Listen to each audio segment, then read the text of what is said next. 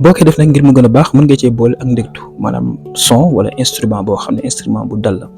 instrument boobu nag taamu nañ ci 430 Hz muy ñeenti téeméer ak fanweer Hz maanaam xeetu ndéggat la boo xam ne bu ngeen duggee ci yenn plateforme yu bare bari wala yenn lënkoo ci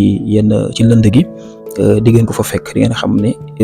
Hz bi wala daanaka fréquence bu baax la muy 430 Hz di fréquence boo xam ne bu dal la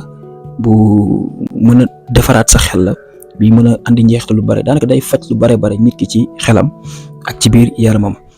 beneen bu contraire na bi nga xam ne moom wuteeg moom nag muy 440 bi nga xam ne moom la ñuy faral di jëfandikoo ci ñiy def mbuub maanaam ñiy def musique